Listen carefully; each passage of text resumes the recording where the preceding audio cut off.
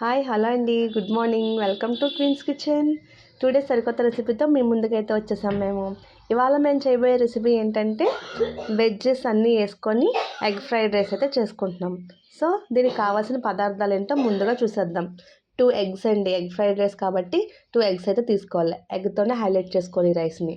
అలానే rice 1 cup of rice తీసుకున్నాము. వీటికి కావాల్సిన ఇంగ్రీడియంట్స్ ఏమేమి వెజ్జెస్ వేసుకుంటున్నామంటే క్యాబేజ్ తురుము, ఆనియన్, కొత్తిమీర, పల్లీలు, కాజు, క్యారెట్, అలానే క్యాప్సికమ్, గ్రీన్ చిల్లీస్, కరివేపాకు. సో వీటన్నిటితోటి మనం ఇప్పుడు ఈ ప్రాసెస్లోకి అయితే వెళ్ళిపోదాం. ముందుగా స్టవ్ అయితే వెలిగించుకొని ప్యాన్ పెట్టుకొని అందులో ఆయిల్ అయితే వేసుకోవాలి. ముందుగా ఆయిల్ కొంచెం వేడైన తర్వాత అందులో పల్లీలు అయితే వేసుకోవాలండి.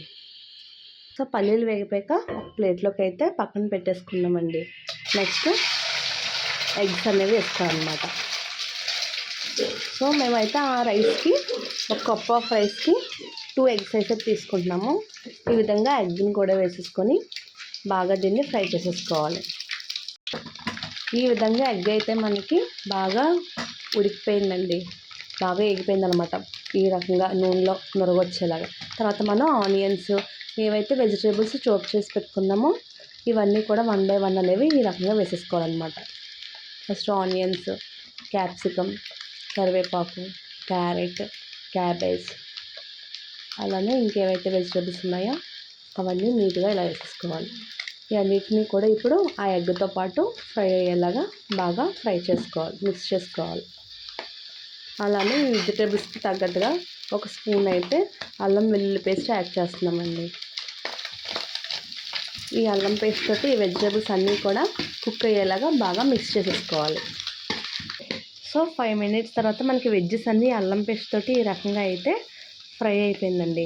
తర్వాత మేము ఫ్రైడ్ రైస్ మసాలా ఆల్రెడీ తయారు చేసి పెట్టుకొని ఉంచుకున్నాము. దాన్ని కూడా 1 స్పూన్, హాఫ్ స్పూన్ అయితే వేసుకున్నాము. బిగ్ స్పూన్ అయితే హాఫ్ స్పూన్, చిన్నదైతే ఫుల్ స్పూన్ వేసుకుంటే సరిపోతుంది.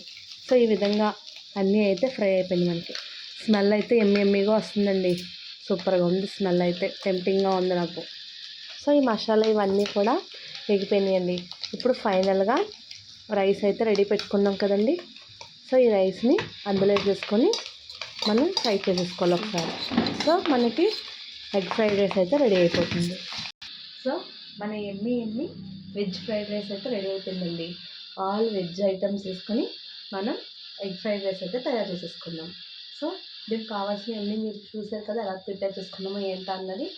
మేము ఎలా అయితే ప్రిపేర్ చేసుకున్నామో మీరు కూడా అలానే ప్రిపేర్ చేసుకోండి. అలానే దీని రుచి ఎలా ఉందో నేను తిని మీకు ఎక్స్ప్లెయిన్ చేస్తాను.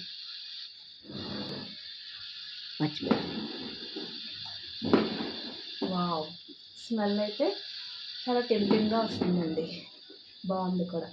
మనం ఇలా అన్నీ వెజ్జెస్ వేసుకోవడం వల్ల ఏమవుతుందంటే పిల్లలు ఏవి సపరేట్ చేయడానికి కుదరదు అనమాట. దీని నుంచి అన్నీ ఇలా కుక్ అయిపోతాయి కదా. క్యాప్సికమ్ కానీ, క్యారెట్ కానీ, క్యాబేజ్ అయితే ఇంకా అసలు వాళ్ళు వెతికి పీచి పెట్టడానికి అయితే అవకాశం ఉండదు. అలానే పల్లీలు వేసుకున్నాం, జీడిపప్పు కూడా వేసుకున్నాం అనమాట. సో ఈ రకంగా ఇవన్నీ కలిపి మనం కొంచెం రైస్ వేసుకున్నా సరే హెల్దీ, అలానే టేస్టీ అనమాట. ఇప్పుడు ఎలా ఉందో టేస్ట్ చేసి చెప్తాను మీకు.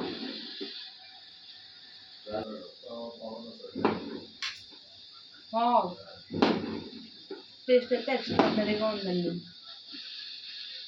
పల్లీలు, జీడిపప్పు ఇవన్నీ వేసుకోవడం వల్ల అది పంటకు మధ్యలో తగులుతూ చాలా టేస్ట్గా ఉన్నాయి. సో మీరు కూడా మేము ఏ విధంగా అయితే ఈ రెసిపీ ప్రిపేర్ చేసుకున్నామో అదేవిధంగా మీరు కూడా ప్రిపేర్ చేసుకొని మీకైతే ఎలా వచ్చిందో నా కామెంట్ సెక్షన్లో కామెంట్ చేయండి.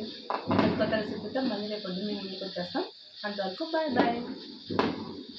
అమలు మాట్లాడి